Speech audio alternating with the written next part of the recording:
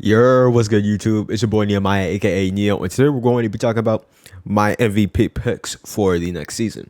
Now, there's a couple things I want to address. When it comes to the MVP, there are very kind of unknown factors that go into it. Let's look at a guy like Nikola Jokic, for example. Even though he had pretty much identical stats for the last two seasons, I would still say that the season that he just had was a lot better. But I don't think that really tells a lot in terms of what we're looking for in an MVP. Nikola Jokic does have the stats. Do not get me wrong. Do not get me wrong. He's probably the most efficient superstar in the league. You could probably argue that, especially in the regular season. You could definitely argue that. He's a guy who's also able to give you 9, 8, 7 assists per game. And I think that's really good. However, the difference between this season MVP and this season MVP was a couple of things. One, in this season's MVP, while you could debate that he was the best player in the league, I still think that there was a good case that he shouldn't have been MVP only because he wasn't really the highest seed. However, I don't think that that really matters in terms of how good you are in the MVP case. I think that this is more so a case of who was the best player on the team. Who's actually the most valuable player, and I think that was Nikola Jokic. Now, who was the most valuable player on the best team? That was this year, and I think that that's one of the things that we're looking for in this year. I'm not sure if that gap is starting to widen or if it's starting to close. Whether or not we're looking for the most valuable player, or if we're looking for the best player on the best team. Even a guy like Giannis Antetokounmpo, I would argue that he technically had more of an MVP season this year than, or at least traditional MVP standards when it comes to winning a lot of games while also being one of the top two players in the NBA, at least in the regular season, one of the top five-ish NBA players. Right now, there's only a couple of teams that I think could actually land the one seed or one, two, or three seed and have a good case for MVP. I'm marking the teams down right now. Luka, I should actually pull up Luka right now, but I'll kind of combat why I don't think Luka is gonna win the award and all that jazz. So I am about to pull everything up, and yeah, those are all the teams that I think that could actually be like the 1, 2, 3 seed with an MVP candidate. The reason why I don't have the Clippers up is simply because I don't think that the Clippers are going to have players or their two superstars, or more so Kawhi than Paul George. I don't think Paul George is a superstar. I think Kawhi is probably a better pick for MVP, but I still don't think he's going to play that much, especially off of a torn ACL. I don't think so. But let's get into it. Let me just clear out some of the names I just don't think are going to win it like super confidently. So when it comes to Luka Doncic, there's one real reason why I don't think he's gonna win. If I'm not mistaken, last year he was the third seed. The Dallas Mavericks were the third seed in the NBA. I could be wrong though. I am like 100% not confident in that. But regardless of that, I don't think that they're gonna have nearly the same success that they did have. Okay, they were finished fourth, but I don't think that really matters. I don't think that this team necessarily has what it takes to actually be a top 6 seed. I'm not sure if you guys watched my other video about what I think the top 5 seed is going to be. I don't think that the Dallas Mavericks have a lot of talent on their roster for them to really combat that. I think they're probably going to end up on the 7th, 8th seed maybe, unless Luka takes a gap that I'm just not predicting, and unless a guy like Christian Wood is also just a lot better than I expect. I think Christian Wood could put up all-star level stats, but I think a really underrated part about the Dallas Mavericks last year was the fact that they had Jalen Brunson, and they're replacing all of his production with Spencer Dinwiddie. And don't get me wrong, Spencer Dinwiddie, when he got traded, he was really phenomenal. Look, 16 points per game on 50, 40, 70 splits. I expect him to play similar to that this year. And even though in the playoffs those numbers did drop a little bit, I still do think that he's going to be really, really solid. But I'm not sure if they have enough talent to combat the Phoenix Suns, who have been a historically good NBA team in the regular season. The Warriors, the Clippers, the Minnesota Timberwolves, even the New Orleans Pelicans. I'm not sure if they're able to combat them. And Jason Tatum, it's not necessarily a question of if they're going to be a top seed. I don't think that that's a question. My question is, are the stats going to be there? Is he going to be there for point A to point B? Because I'm pretty sure he was all first team All NBA this season. I don't think I could pull that up from here. But regardless of that, I think that it's really good for a team. Problem with Jason Tatum is he's not the guy who like scores 30 points per game on the dot. He's not the most efficient scorer in the regular season. At least in terms of just raw stats. He has a really good true shooting percentage, especially in some of these years. But it's still the same thing where it's like you really want a guy who's just scoring more. He's just like putting up the ridiculous stats. Again, a guy like Steph Curry.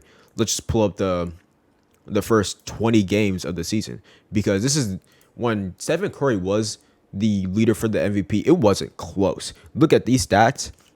These are MVP stats. This is like unanimous MVP stats. Looking at Jason Tatum's stats, it's just not that very. It's not that close. So I just don't expect him to really be on that level. Now let me just get rid of Nikola Jokic for one thing and one thing only. I do think that if this team gets the 1 seed, there's actually like a really good shot he may three-peat. However, there's one reason why I doubt that, and it's because how competitive the West is this year. And I'm just not sure how Michael Porter Jr. more so than Jamal Murray will come back. I'm starting to have more faith that Jamal Murray is going to come back better than ever. But Michael Porter Jr., I'm just not sure. So I think that they could probably just be like the 3 seed, but I don't think that they could be the 1 seed. I just don't think so. But I do think that if it does come to push to shove, he will probably win it, especially if he's actually just the best player on the planet again. So I think that these are probably just my top 5 picks right now. If I were to eliminate one of these guys, it'd definitely be Kevin Durant next. And the only reason why I want to eliminate Kevin Durant is because I do have doubts on how good the Nets will be this season. If they are as good as they were in the 2021 season, I think that he bumps up to like right here, 2-3-ish. If they were as good as they were before he got injured, I think that he also still bumps up a lot. But the problem with Kevin Durant and the Brooklyn Nets is simply because we just don't know what the heck they're going to look like. They have the roster to make a really good roster. Don't get me wrong. They have the squad to at least push forward from start to finish. The problem is Kyrie going to be there all the time? Is Ben Simmons going to be there all the time? Is there going to be health issues for Kevin Durant? These 2 seasons, he did have a month break, if I'm not wrong, and that's going to be really, really big to see going forward. Again, health and just the overall Brooklyn Nets roster is something that really concerns me going forward. So I don't really know if I like Kevin Durant as a pick, and that's the reason why I got rid of him. Now, these are my top 4 picks. If I were to rank them, I'll just do it right now. 1, I think it's either Joel Embiid or Ja Morant. I think one of these 2 will win it simply because I think that one of those teams will become the 1 seed. I already expressed my expectation for the Memphis Grizzlies, and simply because of that, I think that Ja Morant has a really good shot, especially if he averages similar numbers that he did this year or something similar to this. One of those 2, I think that will just be MVP numbers enough. And if the Memphis Grizzlies are by far the 1st seed, I don't think it's going to be very close in terms of who's going to win it. So I think that's going to be a really good thing. Joel Embiid, I think the problem with Joel Embiid's case is that he's always suffered from health. This season, he actually didn't. This is actually a really good season for Joel Embiid. Played a little bit more, or if Nikola Jokic wasn't nearly as good as he was this year, I think that he definitely would have taken the award home. Even a guy like Giannis, who I think probably had a better season than Joel Embiid, he probably would have just won it simply because he was the leader in points. He was really efficient from the field, and he kind of just proved everyone wrong in terms of, this team could be good without Ben Simmons. I think that if Ben Simmons didn't get traded, there's a good chance that they actually do win the MVP, Joel Embiid. So I think that's another thing that's pushing Joel Embiid forward, is that he's just not winning the MVPs, and I think he really does want one. So now I will say Ja Morant will probably be like 2-3 range, only because I just don't think that he's going to average like a 30 point per game scorer, or if he does, I don't think he's going to be like the 1, 2, 3 seed. I think the best chance for him to win is for him to being the 1 seed, and he's being there like all the time. This was one thing that's really a big concern for Ja Morant, is that he's definitely went through a lot of injury stuff this last season, especially with the knee. I'm not sure if he's going to heal from that. I expect him to, but one thing to really keep out for is whether or not he's really just on the floor at all times. If he is, then I do think that he has a really good shot. And when we get to Giannis and Steph, I think that Steph probably isn't going to win it simply because, but I think that Steph isn't going to win it because I think he's going to put a lot more stats up akin to this, the 25, 26 point per game. I think that the Warriors are probably going to do a lot more of the front seating towards the rookies. I think that they're going to prioritize how good their young talent is going to be, especially going forward. A guy like Moses Moody, a guy like Kaminga. Well, where is James Wiseman? Is he not on this one? I can't find him. But James Wiseman is also on this roster. I expect him to really just play really good going into next season. But I think that they're probably just going to prioritize how good their rookies are going to be because their depth is kind of lacking this season. And as we saw last year, I'm pretty sure that the Warriors were the third seed.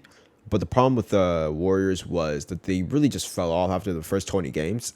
And I don't expect that to happen this year. But I don't think that they're going to start nearly as good as a gate from the last year. They started 12 or not 12-2. They started 18-2 from the first 20. I expect them to probably be like more close to like 13-7, 14-6, something like that. But they did really get some really easy competition in the beginning, and I really do expect that this team to at least be like solid from the jump. Giannis is actually like a really out there pick for me simply because oh my God, I'm being repetitive. I'm so sorry, but Giannis wouldn't be my pick for one reason. He's starting to play less games. Even though this was a 72 game season, and this one was too, he's starting to play a lot less games. And I just think that he has a lot of voter fatigue. I think a lot of people just kind of unanimously put Giannis as the best player on the planet. And I think that kind of eliminates him from a lot of these MVP discussions unless he has like some breakout year where he has this 2013 LeBron-ish run. I don't think that he's going to have that yet. I think that he's probably going to have a run similar to 2013 LeBron 1 or 2 years down the line. I think that we're still a year or two away from that simply because he doesn't really he does a lot on the off season, but I think this year he's playing in Greece, just doing a lot of stuff for his national team, which I commend. But I think that he's not putting his best foot forward in terms of, well, let me not say that. I don't think he's putting the biggest emphasis on his down or his like weaknesses that LeBron did in that year. I think that his 2013 year will probably be 2024, 2025. Something where he may just win a championship. However, he still wants to become better. And he finally utilizes the mid-range in a way where it's conducive to his play style while also being a really good counter for a lot of the defenses that he faced. Well, also maybe even developing his free throw shooting to be a lot more consistent. It's being consistent, or it's been consistent, but now it's just a mental block on him to where his free throws is literally just dropping simply because the crowd is just cheering. I think that's pretty much the reason why, because mechanically it's a lot better, but it's just that. So I think that Giannis does have a lot to improve in order for him to at least be viewed as one. Now, if I were to pick from Ja Morant and Joel Embiid, I think Joel is probably my pick. Joel is simply my pick. And I just think it's just going to be that. Joel is probably going to put up some monster stats. And he's probably just going to go for that one seed. I think that he's going to hunt for the MVP this year. And I don't really have a problem with that. I think there's not that much other players that could maybe be in the race. Yeah, I think that that's pretty much it. There's like some teams that I think that could land a really high seed are some of these teams, but I don't think that any of these teams would have a MVP type of player except for the New Orleans Pelicans. And even then, I don't think that Zion Williamson will play that much for him to really get that consideration. So, yeah, I think that's it for me. It's been your boy Nehemiah, aka Neo, and I hope you guys are having a good one. But also leave a comment of who you think is going to be the MVP of the next season, because that's just what we're all going to be expected for the regular season, especially if they're going to the tournament stuff earlier in the next couple of seasons. Yeah, no, I don't really mess with it. So let me just know, and I'll see y'all later. Peace.